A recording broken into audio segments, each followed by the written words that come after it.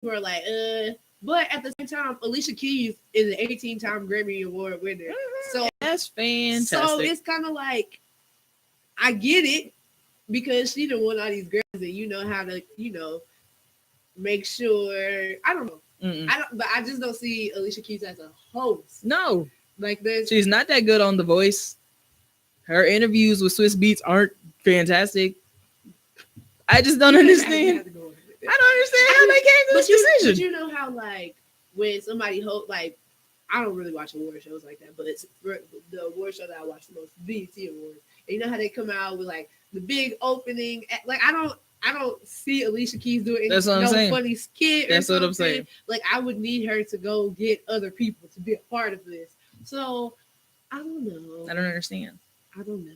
I mean, but a lot of people said the same thing about Taraji P. Henson, and she does a good job hosting things. Which shout out to Taraji P. Henson, she got her Hollywood on the Hollywood Walk of Fame today. I saw that. But yeah, I feel like that's different. Taraji P. Henson has personality.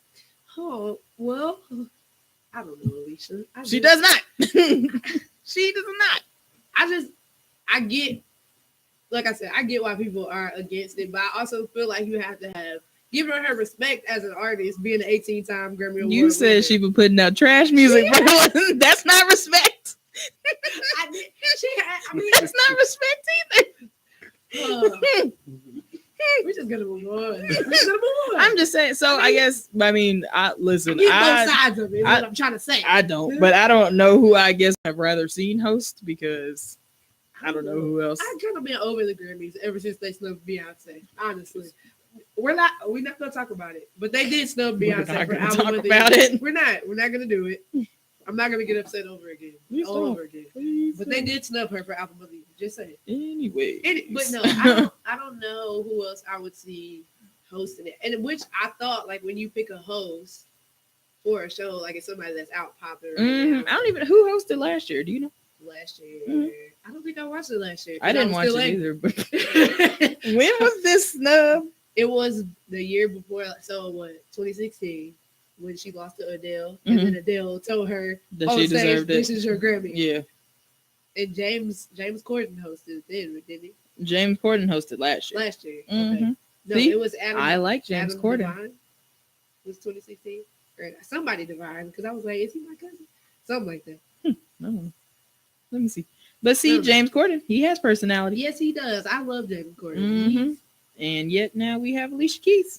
Well, I say we all just tune in to see what's happening. I say we shouldn't. I hope. I hope that, I don't know. Maybe she'll do some of her hits or something. I don't know.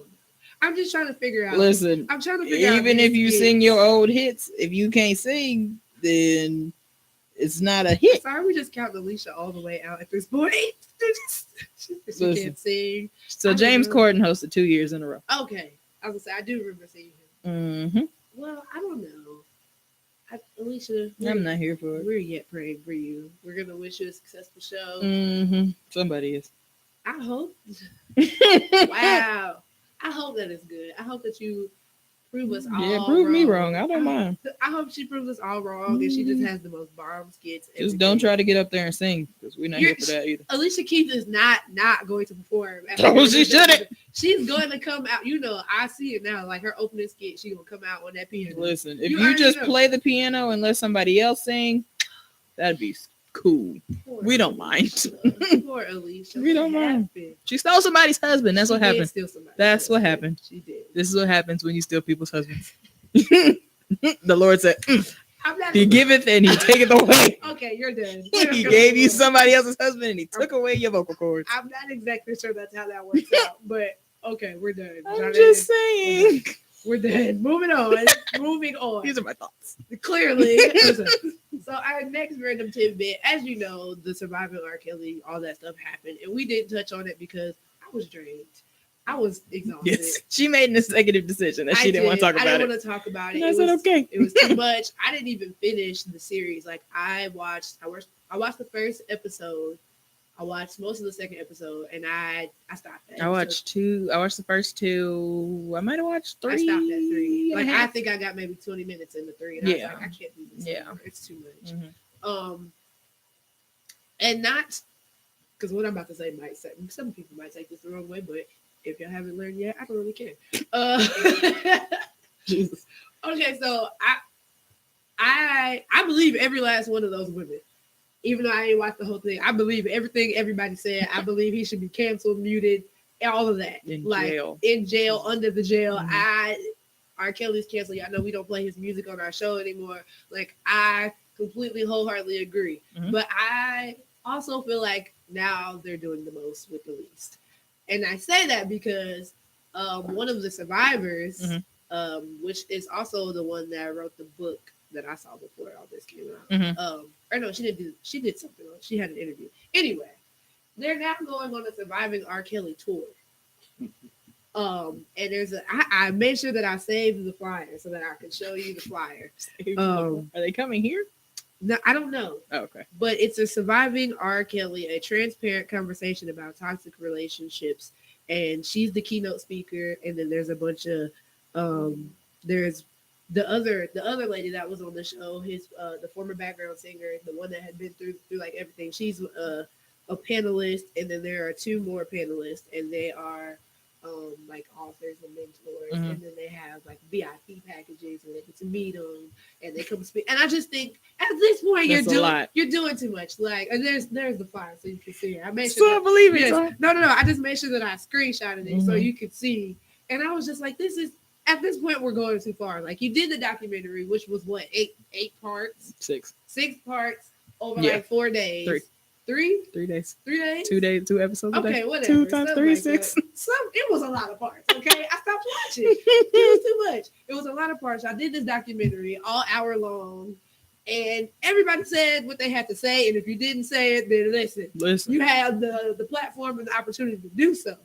And now to take this on the road and continue to do these shows, it seems like a lot. It is a lot. And now I'm not to victim blame, but now I'm starting to question what are your intentions here? Right. Because to make this a tour and then have all these meet and greet packages and VIP packages, now you're trying to make money. Yeah. And I don't know if I necessarily agree with. I just feel like it's a lie. Yeah. Like y'all said, what y'all had to say. The documentary happened.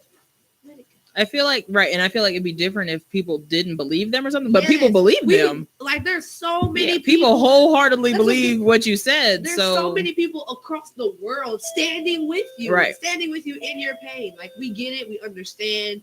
I'm not going to necessarily say that we get it, but we understand, we feel for you, and we believe you. Right. So there's no need for this tour because we saw this. So what are you like? So what are you going to come out and keep saying? Yes. Yeah.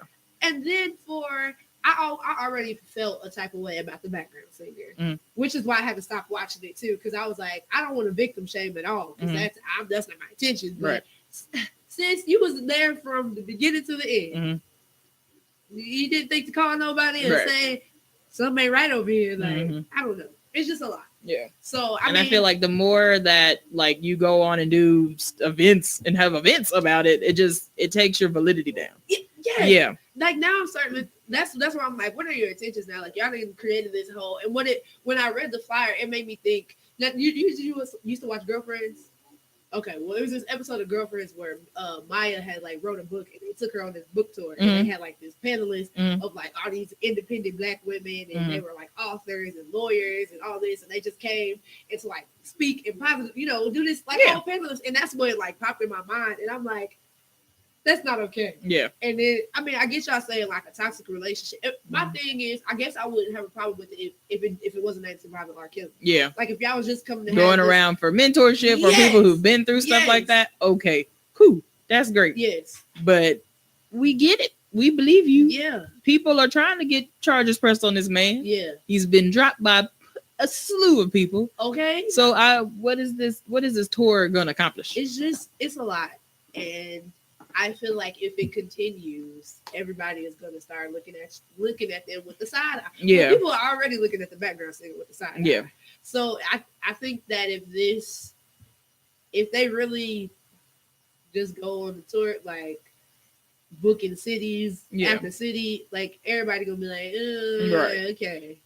Like I get it. I get that you want to, I mean, hopefully you want to reach out to people who have been through similar situations and be there with them. But then that's when it becomes like you said, just do the mentorship thing. Right. And we're coming to talk to people. Right. Because I can even see that, especially like on college campuses. Mm-hmm. Like we're coming to talk to you about sexual assault and, it's okay to report it and this, and this. But to go on the Surviving R. Kelly tour. And to charge money. To meet y'all. Like that's a lot. Yeah. And I don't know.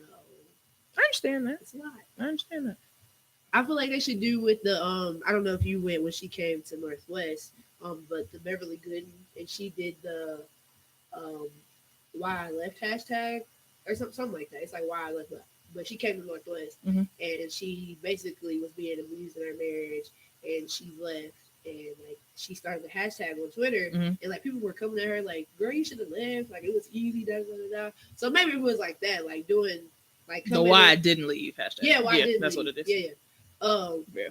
But she came and spoke to the campus and then like talked to us afterwards. And I mean, I'm sure she was compensated for that, but that's different than going on tour and being like, we survived R. Kelly. Like here we are. Yeah, here we are again, even though y'all watched us on Lifetime. Yeah. For all this time. I understand that. It's a lot. And the keynote speaker girl, she already has a book out about it too. So like, really, what are you doing, ma'am? You're doing the most at this point, sis. And I just want y'all. We want we want you listen. Stand on your claims, and so if you speak your truth, right, but don't run it into the ground, because then you want to be as valid as possible. Yes. So don't run it into the ground. And right now, y'all got us. Right. Like we're standing with you. Right. And the whole world is campaigning for this man to be like done for life. Okay. Right. So please don't ruin that by doing the most. Yeah. Just don't take it too far. And I feel like we're on the verge of that. Yeah. So yeah. We're not gonna give our that was real politically correct. Good for us. Shout out to us. Good for us. Now we're gonna move on to the last little random tidbit. This was yours. Oh man. Wow, never prepared, are you? Nope. This is what happens. I'm like, we have meaningful conversations. Oh, yeah. Wow, it's crazy. And crazy. What's crazy, I knew that one of these was mine, but I didn't know what I said. That's wild. Yeah, it's all right. I've read through our messages. So what was that? Saturday, not yesterday. Saturday. Bravo's basically hostess with the mostest.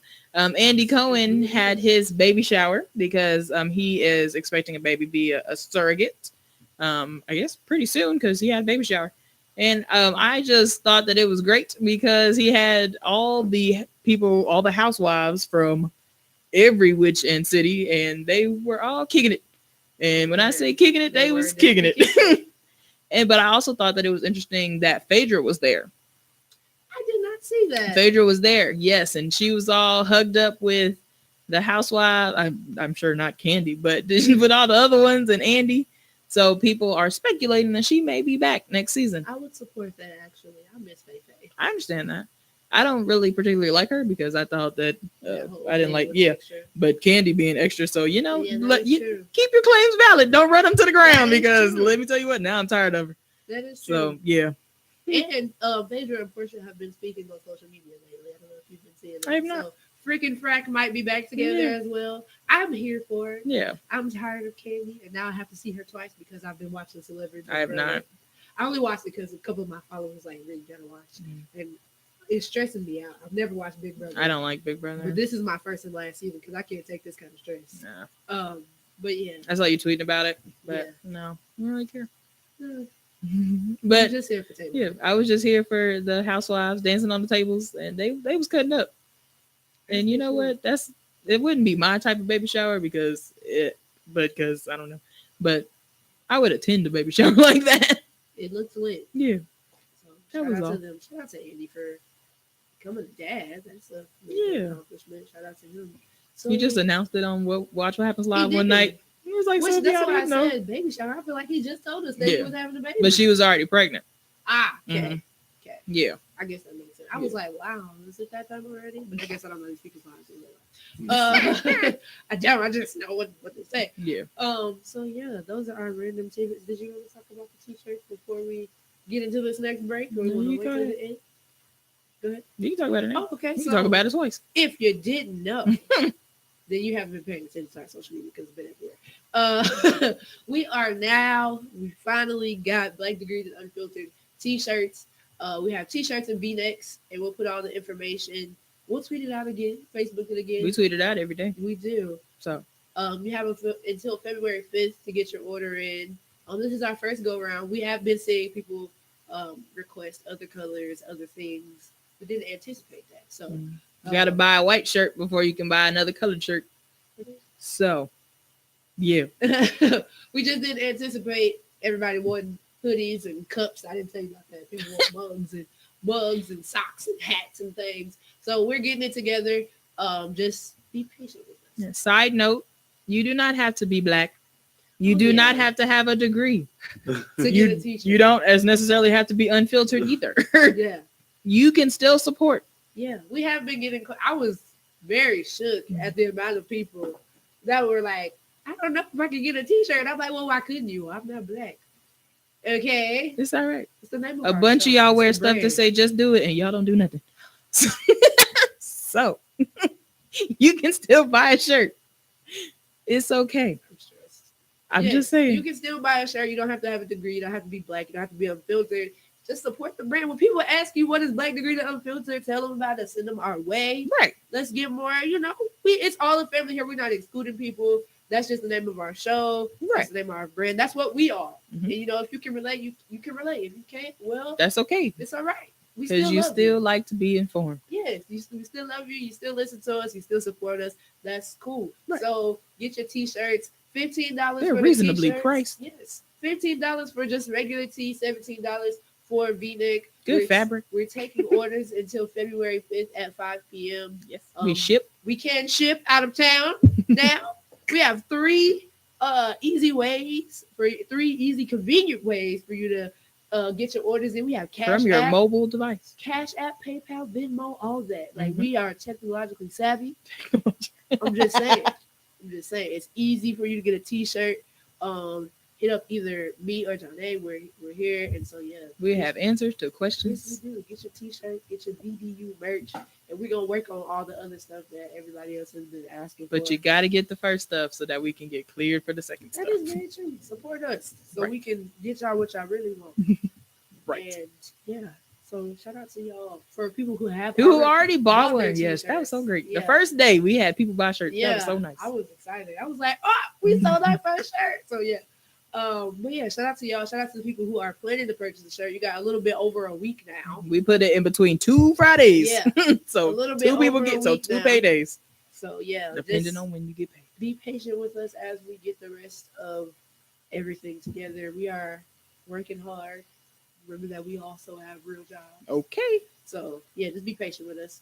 And yeah, that's the end of our random tidbits. So we're gonna go to break. When we come back, it's gonna be time for my favorite part of the show. It's gonna be time for the Sister Circle. You're listening to Black Degreed and Unfiltered.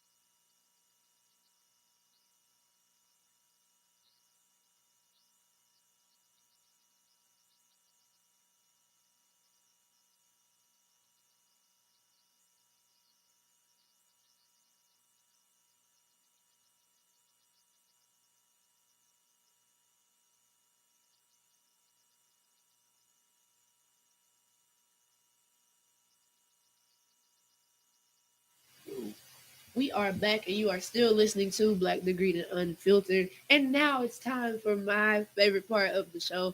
It's time for the Sister Circle, because sometimes, in the spirit of sisterhood, you just have to read your fellow brothers and your fellow sisters, and they have to come sit in the circle to think on the things that they have done for the week. Ladies and gentlemen, it's time for the Sister Circle. Dun dun. I be forgetting to do the sound. I need to get a sound. But we have two inductees on this evening. They're both brothers, actually. we don't have any sisters. Black people. I thought I was like, no, they're not related. No. Okay. No, I just meant black men. No, men in general. The fellas.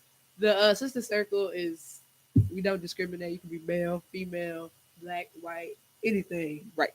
You can go in the Sister Circle. That's right. So we have two inductees on this evening, and our first one is some of y'all's favorite rapper.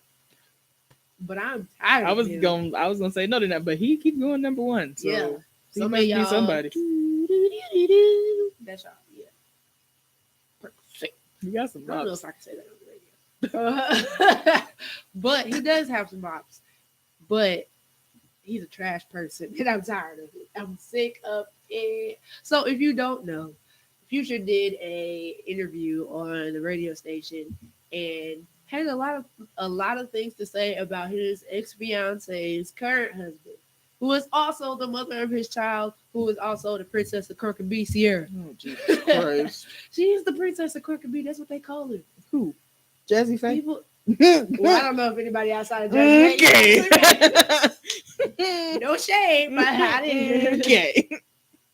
Oh, poor Sierra. It's not poor Sierra. That's what I'm saying. And I'm tired of y'all trying to say that nobody knew who Sierra was until Future came around. We've already talked about that. Did we? Okay. Yes, let it go. Because no, they disrespect her. I just don't understand. Y'all not gonna disrespect Sierra like that. But anyway, Future got up on this radio station talking about how Russell Wilson, who is Sierra's current husband, for those of you who don't know, how Russell Wilson isn't a man because he does everything Sierra tells him to do. And he's like, she shouldn't even bring up my name in the situation, and he should tell her not to bring up my name. And I don't like him because I didn't meet him before he was around my son, and da-da-da-da-da. And I just was like, who hurt you? Like, Sierra. But how did she hurt you when you cheated on her? Why y'all were engaged? Because he didn't think she'd leave. I just don't be understanding. Sometimes I wish that I could just jump into people's minds. Because Future, this is like the 6th or 7th time that he's done, or he's spoken about Sierra on a public platform. And Sierra don't be paying this man no attention. Mm-hmm. So I just don't understand. Like, I'm starting to understand why he has 1,000 kids with 1,000 women. Like, you're going to forever be single the way that you act with people and the way that you treat women. And I don't understand why people look up to this man. I think that he's trash. And why are you so upset with this man for loving your son? Like, for a man named Future, he talks about the past a lot. I saw that on Twitter. That was a good one. I just don't understand. Maybe if he wasn't out here Molly Percocet, whatever. I don't know what Future does with his life. Maybe if he was out here doing that, he could be around his kids more often. Like, he said, in one interview, he said that his kids have to understand he's a superstar. Yeah. Yes. And I'm like, but Russell Wilson is a whole professional football player, so I'm not understanding. But a Super Bowl ring. So I'm not understanding. That's what I'm saying. He makes time for his children. Why can't you make time for your children? Because he got too many. Makes me being stressed out. I'm just saying. I just don't like Future. Let it go. Nevadius. First of all, we're not even going to talk about that. Nevadius.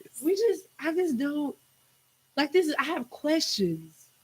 So many questions because That's what I'm saying. Why are you so butthurt? Like, and then he got a brand new baby. Oh, I didn't know he had a brand new baby. Oh, yes, I did. Hendrix, yes, I did with Joy Chavez. I don't know his surname, but I did know that he had a brand new baby. They really keep naming their kids like his name is Hendrix. Like his rap names, they just keep giving them to children. Yeah, that's not okay. That's just a side note. I just have questions because you can't play victim to a situation you created. Like that too. That too. Proposed to this woman, and then you cheated on this woman, and she left. Right. And now you want to be butthurt. He just was butthurt with everybody last week. He was butthurt with Jay-Z because Jay-Z says a line in the song about playing football in the future or something. I don't know. He took it to heart, and he said Jay-Z apologized to him. And I said, you know darn well Jay-Z ain't apologized to you. Like, boy, I just don't. Nevadius, I just want you to gaze into the future and see this seat in the sister circle, okay? Because it's been here for you. I hope that you saw it coming, okay? Because you have to have a seat in the sister circle. You need to heal. That's what I'm saying. Maybe if you played catch with your son, Russell Wilson wouldn't have to all the time. Oh my God. I'm just saying. That is true. To say that his children has to sacrifice because he's a superstar is wild. Let's talk about first superstar. I was gonna say, listen, superstar is selling yourself just a little too much there. Got too much dip on your chip. He do. He got too much dip on his chip. But that's why we can take some of that dip off in the sister circle. So go ahead and have a seat there, Mr. Nevadius. And I'm over it. So our second, hey, everybody I put in the sister circle is well liked by other people. Our second sister circle inductee for the evening is the King of Comedy. He's one of the Kings of Comedy who I don't think should have ever been a King of Comedy because I don't think he's that funny. But whatever. Wow. I never thought he's that funny. Mr. D.L. Hughley got to go. If you don't know what's going on with D.L. Hughley, so there's been a lot of backlash with Terry Crews. He came out and said, that he was sexually assaulted. His name is Daryl Lynn. Because we do government names. Daryl Lynn Hughley. Daryl. Anyway, Terry Crews came out and said that he was sexually assaulted, and actually more than D.L. Hughley need to be here. D.L. Hughley, 50 Cent, he's already in the circle. Russell Simmons. It's a whole bunch of other people that need to be in the circle going in with D.L. Hughley because everybody just making a joke of Terry Crews coming out and saying that he was sexually assaulted. And so D.L. Hughley got on Twitter and was like, God gave you muscles for a reason. And so Terry Crews responded, was like, so if I had to hit this white man, and y'all know if you don't know how big Terry Crews is, like he's huge. First of all, if you don't know, how do you not know? Yeah. But he's a big guy. All I'm saying, big black guy. Just saying. Right. So he was like, if I hit this man and he said he didn't do anything, who's getting arrested? Terry Crews. Terry Crews is gonna be in jail. And he's like, I can't, do like that. And so and he basically he tweeted back to DL Hughley and was like, if I hit this man, I would have went to jail. And so DL responds again and he was like, well, that's not the same as slapping the mess out of him. And so Terry Crews responds back and he's like, so if that's the case, should I slap you? Because you coming at me with this. And he's like, all I've ever done is support you, and I'm coming out and saying and actually reporting. And so I just don't understand how you this goes back to what we were talking about with our first random tidbit, just being there and that support as another black person. Like, how do you come at somebody for saying that they got men can get sexually assaulted as well, right? And like he said, if he had to slap that man or hit that man, he'd been locked up. And DL Hughley is not putting any money on his books to get him out. I was just about to say that, nor was he sending any money to his wife and 5 children, right, to make sure they were straight, right. So I'm just not understanding why DL felt the need to become a keyboard gangster. Yeah, is exactly what it was. And not even just DL, like these other black men. Like, why are y'all, instead of supporting this man and standing with him and standing with him and being like, it's okay to come out, and I'm glad that you said this, and I'm glad that you handled this the right way, instead of hitting him and ending up in jail, and then another statistic, right? And I just don't get it. But then I think that it was also great that Terry Crews did another interview, and he said the most people that supported me was black women, and I was like, yeah. I feel like the people that bash him the loudest are the people with the checkered past, because D.L. Hughley had allegedly, I guess, had a baby on his wife. No, allegedly. Well, he did a whole interview. All right. Yeah. So had a baby on his wife and then ended up not having the baby, and he was cool with that. Yeah. And then so Russell Wilson had his own allegations get brought up and was cool with that. So I feel like the people who have the most to say is because they on the other side of it. That's true. That's very true. But I think that at the same time, if Terry Crews had of hit him and he had to went to jail, y'all would have been like, oh, yeah, Can't believe that you let him get the best of you. Blah, blah, blah. You know how people be. You got to be stronger than that. Yeah, exactly. So now I need to be stronger than that. Exactly. I just don't understand. So DL, Mr. 100-Man March. That is true. He do all this uplifting on his radio show about just black to tear men. somebody down. He can march. Oh, I guess this is your person. I can't No, tell him to march himself in. Go ahead. He can march himself into the sister circle and take a seat. I'm telling you, I just cannot like. What in your so? This is the thing. I just want to ask people: would it have been different if it was your son? Yeah. Would you tell your son the same thing? That's what I'm saying. Or would you be ready to fight as well? Like, because say that somebody big and buff like Terry Crews walked up on D.L. Hughley. D.L. Hughley's not swinging on him. No, he's not. He's not swinging on him. Listen, Daryl, you're not. Daryl, you don't have to say Daryl that hard. You're doing all this talking for what? You gotta get together. You gotta get together. And I'm proud of Terry Crews for not hitting that man. Right. Like, I don't care what nobody say. Like he said, we stand with you right here on Black Degree Unfiltered.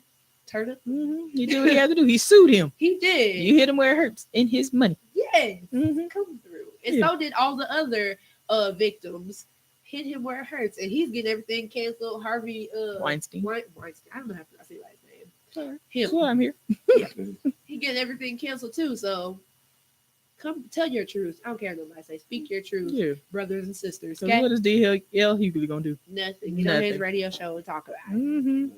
Listen.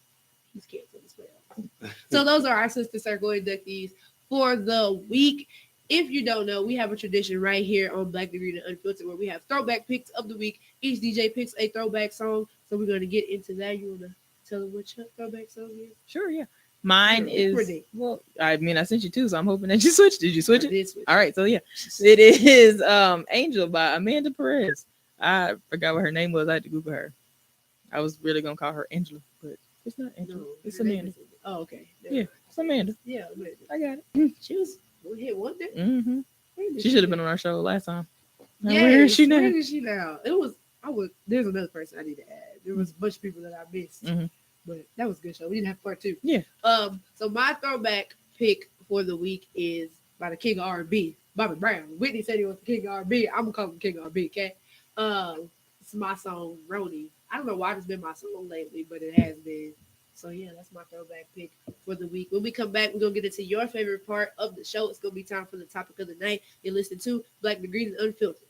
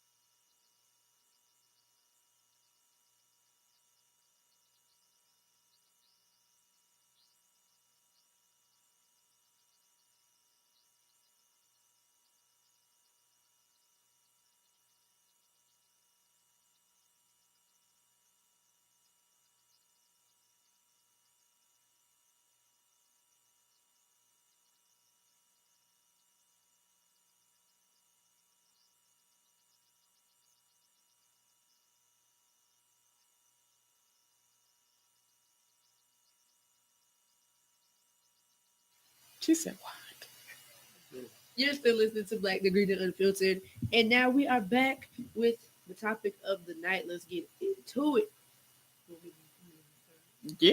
Okay, cool. You got to tell them where it came from. Oh, yeah, you're right. You're right. So if you are a Blackish fan, which I just became a Blackish fan, I wasn't hip to it. I actually binge watched it over what would have been Christmas break. I watched all 5 seasons, so now I'm caught up. Jeez. So yeah, all of them, and I went through some emotions. I don't want to give it away just in case people ain't watched it, but season 4, Dragon Boat. Yeah, okay. So last week's episode, 2 weeks ago. I was gonna say no. It's all right. Yeah, 2 weeks ago there was an incident where Rainbow, who is Tracy Ellis Ross's character. Mm-hmm. Yes, it is. Her character, who is a doctor, she basically reached a milestone at work, which is it was this big surgery for a doctor to have, and she came out and everybody was congratulating her, and then it happened to be a colleague who was of another race, who came up and said, "Oh, that's very remarkable. What school did you go to?" And then Rainbow tells her what school she went to, and then she goes, "Wow, well that's really good for you." In a shady way. It was that tone. And so Rainbow goes to another one of her colleagues, and she tells them, "This is what happened. I feel this way." And the other doctor was like, "Well, I think you're just being a little sensitive. She probably didn't really mean it like that." And so it was just, an episode about microaggressions in the workplace. So we're like, what better topic to have on Black Degrees Unfiltered? Microaggressions in the workplace. Being black in the workplace. Being black in the workplace. Or even if, you're not necessarily in the work field yet and you're still in school, because I know we have a lot of college students who listeners. Mm-hmm. Being black at a predominantly white institution, because we know that all too well. So, yeah, we're going to get into that. And do you want to just first say, I guess that's the first question. I was going to say, do you want to say how you felt about the situation? But I guess that goes to the first question. So I'll just ask the first question. So what is your experience as, being a black professional? Or, what are some microaggressions or racial bias that you had to deal with personally in the workplace or in your school, in your area, wherever you are in your life? What is something that you have to, have had to deal with in a professional setting? Okay. I haven't necessarily had to deal with, I guess, microaggressions. I guess none that I've caught, if any. But at the job I'm in now, it's predominantly African American, so I don't really have that issue, which I'm very, very grateful for. But I guess at my first job, it wasn't really microaggressions. It was just, I guess, stuff where I couldn't tell. They would say, "Hey, girl," when I got there. And so I couldn't tell if they were doing that to me because I was black. Yeah. But then they would say it to each other. And so I couldn't tell if they had already been doing that or if they just did it because I was there. And so I didn't really feel any type of way. I was just always kind of like, I was wondering. What's going on here? Yeah. And so it wasn't really I never felt offended or anything, but I felt not, I guess, out of place-ish. But I know there was one, we were celebrating this girl's birthday. And so I was at a marketing thing. So it was over margaritas or whatever. And they were talking about some movie or something, I don't know. But one of the girls didn't know who Denzel Washington was. And so she was just naming all these different black actors thinking that they was Denzel Washington. And I was like, all right, she got one more actor before I get on her because, and so, yeah. And so it wasn't a microaggression. It was just these people really don't know. And so, I don't know, that's kind of just my, I guess, in the workplace specifically, is kind of my thing. Remind me to come back to these people really don't know. Remind me to come back to that. Okay, so microaggressions and racial bias that I've had to deal with personally in the workplace. I think before, being at work and stuff, at the station and stuff, people said stuff. Okay, I guess I do have some from working back there. Okay, yeah. People said stuff, but it was never direct. Mm-hmm. So I never really people would be like, "Oh, such and such said this about we had the blended station comment," but they didn't say it to me, so I just brush it off. Yeah. So now, being you did not brush it off. now, like being in the workplace, people say stuff directly to me, and I have to like look and be like, did you just really say that to my face? Like, wow. Yeah. People say stuff to me now, and it offends me. And then I like first I'm offended, and then I get mad. Like I should put you in your throat. Like why did you say that? Jeez. So then, but I know I can't do that. But that's like all the thoughts that be going through my head. And so, like now, I feel like the stuff that people say directly to me, it makes me so angry because it's stereotypical stuff, and that's all I was gonna say. Take me back to the I really don't know. And so I had a situation happen where there was a conversation about my hair. I'm the only black employee at my job, and I have locks, so they'd be like, "Oh yeah, you black." So like that's how I feel like they feel. I understand I'm that. the only black person. I got locks. Like I don't know, and I feel like a lot of people that are around me act like they have never been around black people. But to me, that's also still not an excuse. Like, okay, you never been around black people. I'm a person. I just got a different color. Like I'm a different color than you. That's it. Like, and that's what really just grinds my. I cannot stand when people act like they've never been around black people. Like it's just like when people act like that, I feel like I'm on exhibit. Like when they be on a safari, and if you look to the left, you see the black person. Like that's how I feel, and I'm like, why are you acting like this? So that irritates me. And it was a comment that was made about my hair, and it was like a stereotype saying, it takes black people a day to get their hair done. And so initially, I was just, I see, there you go. Initially, I was angry, and I was just like, wow, like I can't believe you said that to my face. And my mom was like, well, maybe she just didn't know. Yeah. And I'm like, but I feel like it's not my job to educate you on not saying stuff that you might have heard or seen in a movie. Like, that's what irritates me. Why is it my job to educate you to not say dumb stuff? And Rose like, well, it may have not sounded dumb or ignorant to them.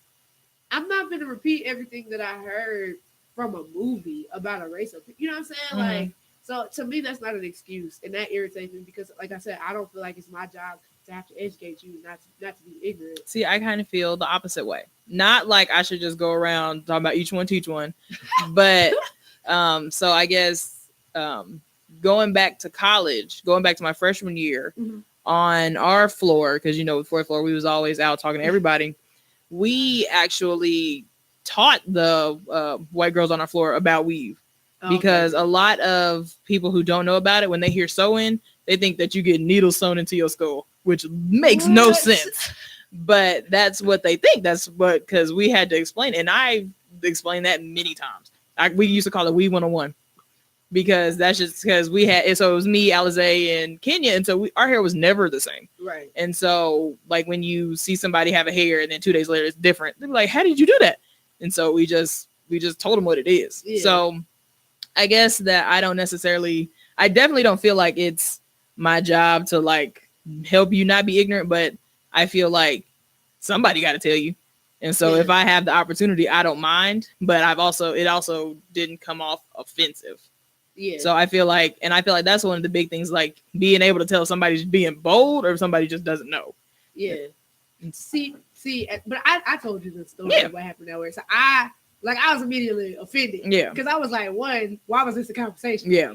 Two, like, why are you trying to defend me? Like, yeah. See, that situation was different. And the one I was talking about, they would ask us stuff. Yeah. See, yours, they was talking. Yeah. Like, if somebody asked me, like, because people do ask, like, I had one of my good friends, he's white, and he was like, Ree, how do you wash your hair? And I'm like, with soap and water, like with shampoo and water, like what you mean? He was like, no, like you got locks, like how do you wash your hair? I'm like, why do you think it's a special? Like I wash my hair the same way you wash my hair, but like I knew that he was genuinely asking, like, is it a different way you got to do it? And I'm like, no. So when somebody is like, I guess trying to defend something that you like, if you don't know, ask. Yeah. And in my situation, with the situation that happened at work, they didn't know. Yeah. And instead of asking, they went straight to the first stereotype they ever heard. And so that's the kind of thing that irritates me. And like the other thing is being, the only black employee in my job or whatever. Like when I go out on other things, people will be like, oh, like they'll see me mixing the show or whatever. Because if you don't know, I'm an audio tech, so I do shows and all this everything. Um, they'll see me like behind the soundboard, and they're like, "Oh, what? Like, what do you know what you're doing?" And I'm like, "Yeah, I know what I'm doing." Mm-hmm. Like, well, how long you been doing this? Well, long enough to work here. Yeah. And they're like, "Oh, did you go to school?" Yes, I just graduated from Missouri State University with a bachelor's in this. Yes, I know what I'm doing. And then they're like, "Oh, okay, you know, okay, yeah." And I'm like the fact that I have to explain, tell your credentials every single time. Every time. Yeah, that's very frustrating. I understand that. Very frustrating to me, and I think that might be the biggest thing, having to explain myself every time, and I feel like I always have to prove I prove that you know what you're talking about. Yeah, and that's frustrating. Yeah, and it's like there's already a stigma of women in media, and so now that I'm a Black woman in media, and I feel like I don't really have any allies on my side. When I say allies, there's no other Black people around me, like ever. It's frustrating, and sometimes I don't know exactly how to deal with it, and so I be like, boy, every day I'm about to quit my job. Every day. Going back to I guess the guy asking you about how you wash your hair. I know that with like some stuff like that, I would do a double take, like be like, what do you mean? But then I also think about like white people with dreads. To get dreads, they have to stop washing their hair. And so I feel like, I feel like just knowing that some stuff, like knowing where certain questions come from, I feel like takes my offense level down. Yeah. And so like stuff like that, I'd been like, that's why, because it's not the same. I didn't know that. Yeah. See, that's why.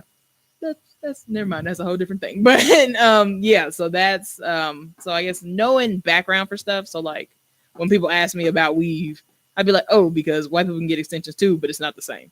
And so it's just like, I guess knowing that, just because of I guess knowing people kind of takes my offense level down. But then the one that I said I did have something. The one I was going to talk about was back at school, where I walked in a room and two people said, "Oh, we were just talking about you." And first of all, I didn't like that, because I was not a fan of the people that were there. But then they say, "Yeah, we were talking about something, and the word aggressive came out, and I was just like, "What? I don't even talk to y'all that much to be labeled aggressive to you at all." And so the situation, I don't even remember what the situation was. I just know that they said, "He's just like or no, it wasn't aggressive. It was intimidating." And I was like, not really, because I don't talk to y'all like that. So it was just like, that was kind of one of the things where I felt like I was only intimidated because I was Black, because I was like, I don't really talk to y'all that much to intimidate you at all. So what would be the point? And I was never like, I felt like it was always a joking thing when I was like, I guess, talking bad to people or whatever. But it was just like, I don't know. I was so that's why I asked you. I was like, am I intimidating? Am I mean to people?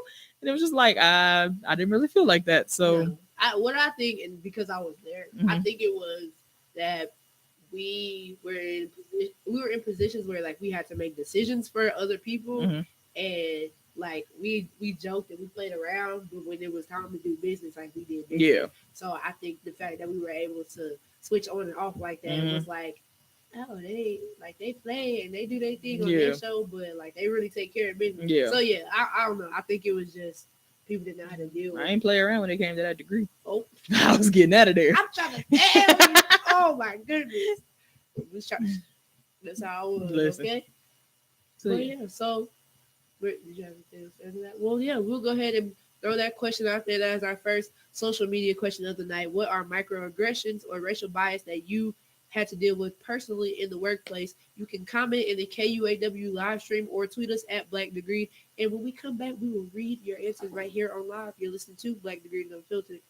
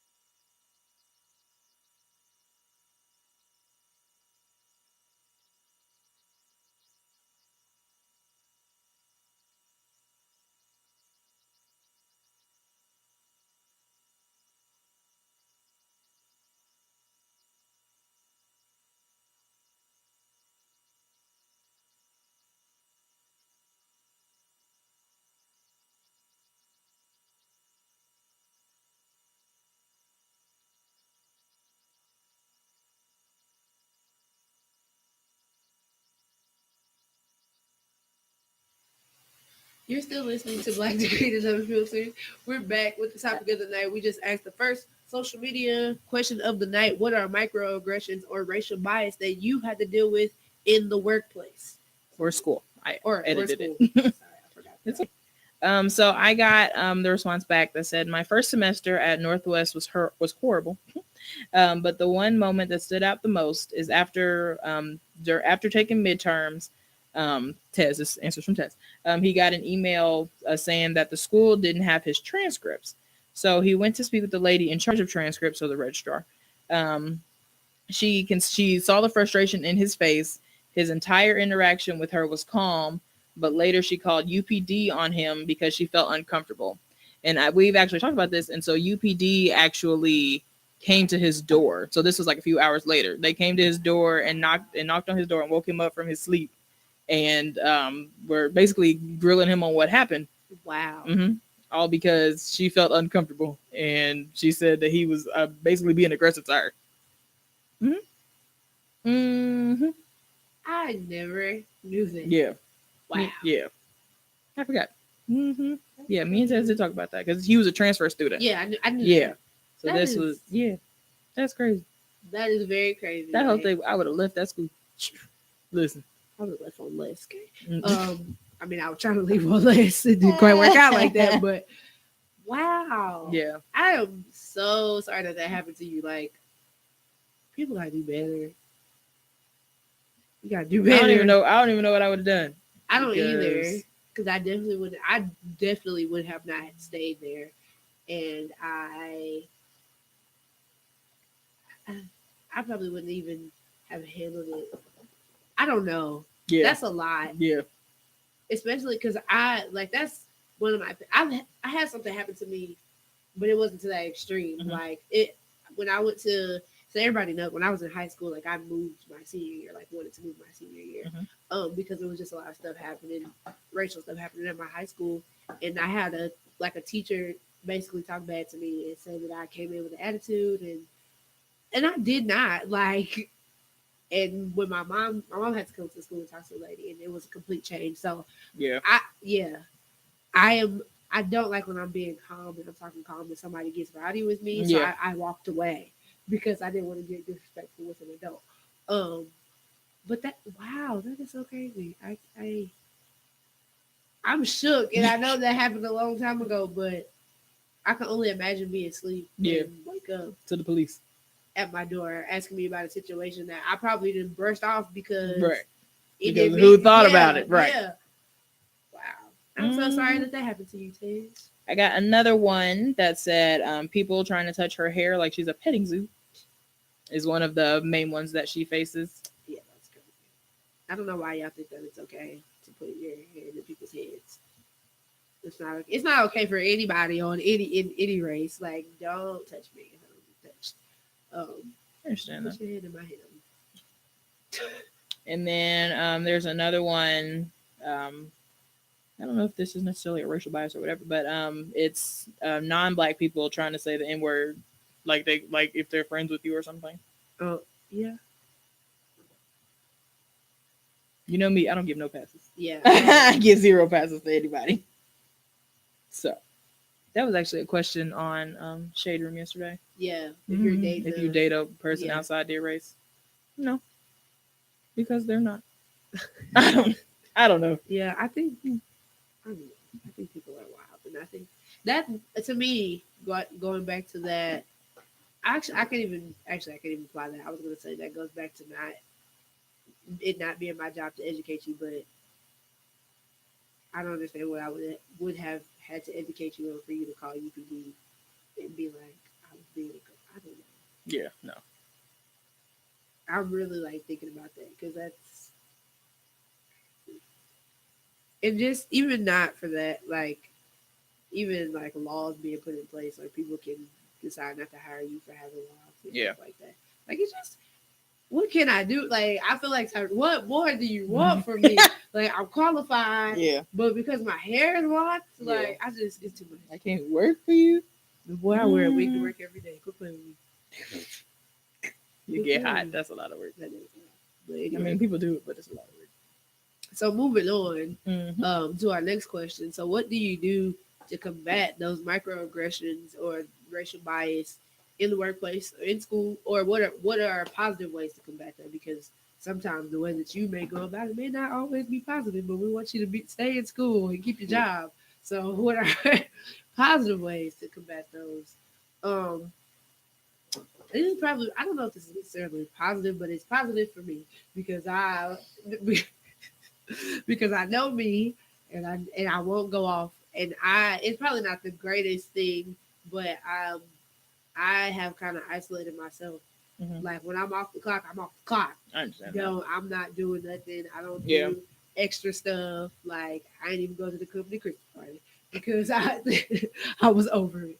So that may not necessarily be the most positive thing, but it keeps me from having to deal with you because after a situation happened with me at work, I feel like it's like a little bit of paranoia almost. Like I don't know what y'all talking about, what y'all thinking, and because like I said, because I'm the only black person here in the situation, I really feel like it's just me, and so I isolate myself. I'm like, I'm not doing nothing outside of work hours. Yeah.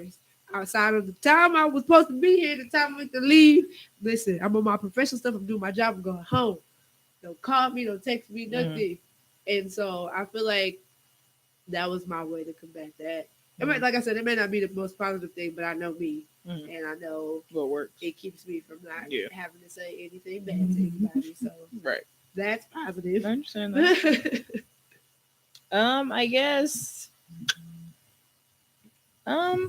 I guess my thing would not necessarily be the opposite of that, but I don't know. I just kind of, you know how like when people say when you're sliding in ice, you steer into the skid. Yeah. Which one? I don't know what that means.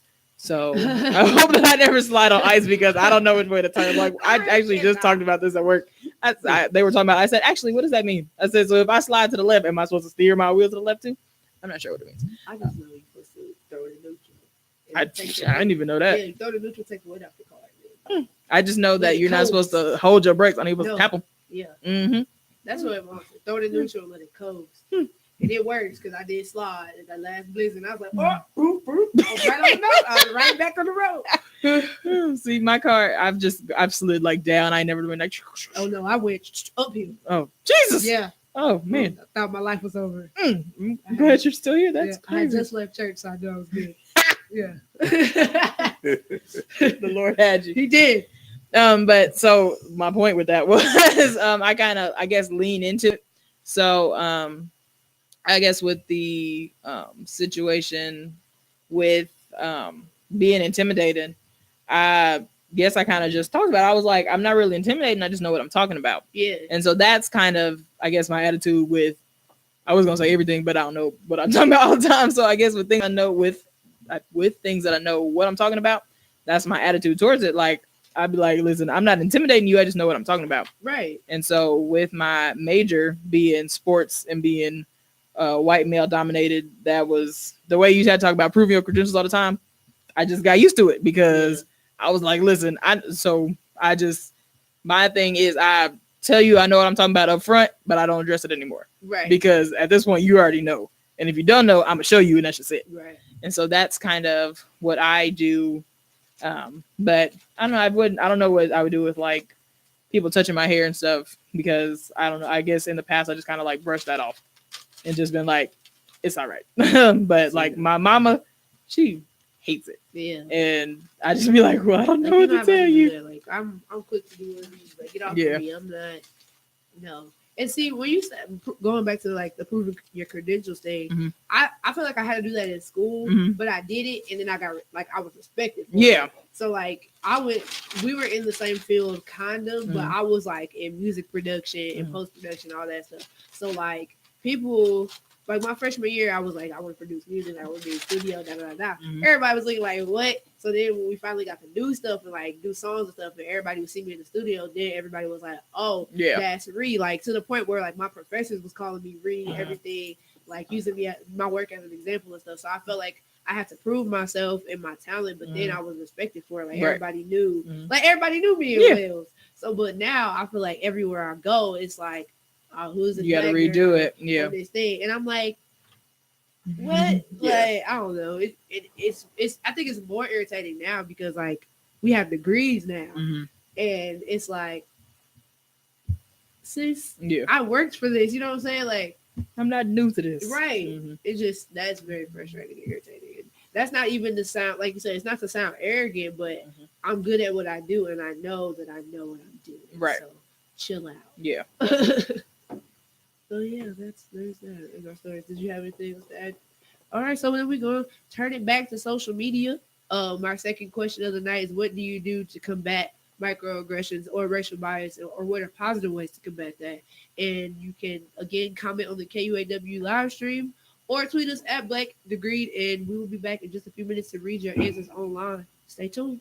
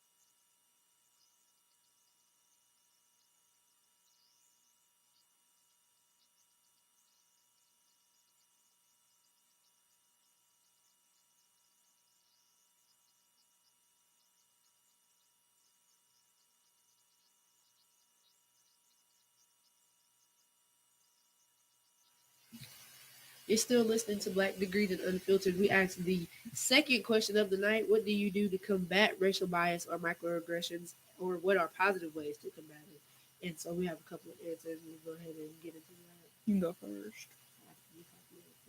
Oh, I thought you were reading. Okay. Okay.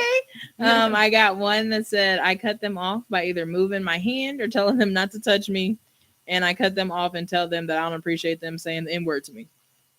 That's true. Yeah. And then I got another. Oh, sorry. Oh, I was gonna say I don't even say I don't appreciate. I'd be like, don't say that. I say check that. Check that. Or like I see people say it on Snapchat, and I snap them. I say, "Hey, watch your mouth." both of those things I've said.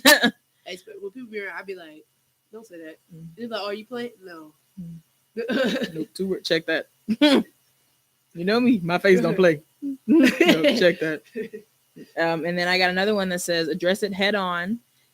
Or I'm not letting anything slide. If I give you respect, I demand respect in return. Okay. I didn't think go back to that. I think that's why it irritates me so much when people see a stereotype against Black people and they come at me like that, because I don't even carry myself like that. Yeah. And so why did you think that what you saw in that instance was how it was gonna play out right now? Yeah. And that's really what frustrates me. And I just be like, wow, I should put you in your throat right now. The audacity. People just irritate me. I understand that. So yeah, that Jesus. That was the second question of the night. The last question of the night goes with, I guess we'll flip it around. So after dealing with microaggressions or racial bias in the workplace or in school, does it affect the way that you look at the company or the school, or as everything as a whole? Does it, after you experience that? Yes, mine is yes. So I experienced that in the work. Well, when I first experienced it at Northwest, I already did want to go to Northwest, so I was like, I don't want to be here, but I ended up finishing it out.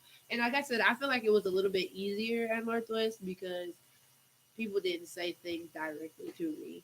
And so it was easy for me to be like, I don't care. Yeah. And I feel like it was enough of us to stick together and like come together when need be. Yeah. So like now in the workplace, because it's just me, it definitely affects the way that I think about where I'm at and where I work. And it definitely has affected my thought process, and I know that there are other opportunities, and yeah. So when you wake up, do you be like, oh, I don't want to go to work? Most days. Have you always felt like that? No. I didn't start feeling like that until after, because the hair comment was like the straw that broke the camel's back for me. Most days I'm like, I don't want to be here. But then there are days like, yes, I'm in my field. I know there are, I know there are people who graduated and didn't get to go right into their field. So I don't want to feel ungrateful for being where I'm at. Yeah. But I also don't want to feel like I am the token Black employee. Dig that. So yeah. That is how I felt at my first job. Yeah. I was the only Black person. It was like me. And so I guess on the marketing side, it was me. And then there was also an Asian girl. Yeah. And I was like, they met their diversity quota. Yeah. Like that's how I felt. That's how I felt most days. Yeah. And it's just weird because I know there are Black technicians. And I just don't know. It's just weird. So, yeah, it definitely did affect the way that I view things. And my mom said that I became a Black Panther over the weekend because I was just ready I was ready for everything. She was like, Reed, calm down. Everybody is not out to get you. And I'm like, yes, they are. Like we went to a restaurant the next day, and like this lady kept walking. Like I had met my parents somewhere, and our waiter kept walking past us. Like when I came, and Mom was like, she's just busy. She's not ignoring you. Calm down. She was like, you just became a Black Panther. Like she was like, every person of another race does not feel that way. And I was like, I don't know. I feel like I feel like I kind of have both. So like I know that there's days where like something happened and then I just be on go the next day. Yeah. And then I know that like Richard, for instance, he always feels like he's getting stared at. Now, granted, he's 6'5", big, buff, black. I'm sure he does get stared at every now and then, but I always feel like I have to be not necessarily on go before he is, but I always have to know that if something has to happen, I have to check it first, because how I'm gonna check it is way different than how he's gonna check it. Right. And so I feel like that's also the same way with my stepdad. Me and my mama both know that we have to check something before he does, because it'll be on 100 before we get on 5. Right. And so I feel like with different stuff like that, you just got to be like, wait a minute. But then also my mama, she can be like that too. So I know that I have to check that before her. And so it's just it's always like kind of looking out. So like the same way your mom was like, listen, it's all right, chill out. I feel like there's always different situations where you got to be like, wait, check that. But yeah. So I get that. I guess for me, I never really looked at Northwest any different, because I kind of knew where I was at always. I knew I was in rural Missouri, so I always had that in my mind. The thing is, like at Northwest, we had people in high positions that had our back. Yeah. I don't feel like that right now. I don't feel like nobody has my back. Yeah. So I'm just like, I don't know what to do. Yeah, it's just me. Yeah. Yeah. Ain't no justice. It's just us. So yeah, there's that. So that's our last social media question of the night. We'll go ahead and go take a break so you guys can answer when we come back. It'll be time to wrap up. You're listening to Black and Green and Unfiltered.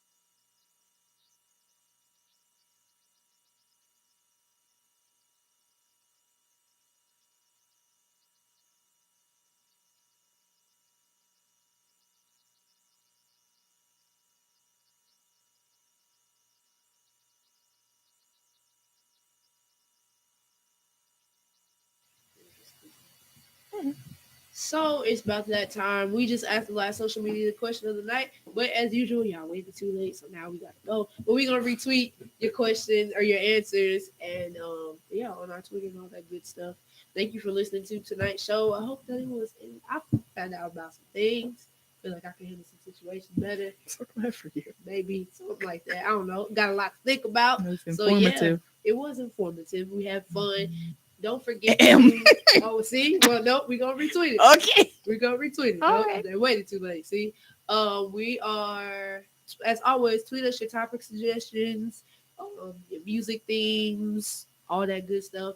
And once again, don't forget that we have Black Degree to Unfiltered t-shirts now. $15 for the tee, $17 for the V-necks, Cash App, Venmo, PayPal, all that good stuff. Got a little bit over a week. And we'll be back in 2 weeks. It's lit. Yay. Thank you for listening. We'll see y'all later.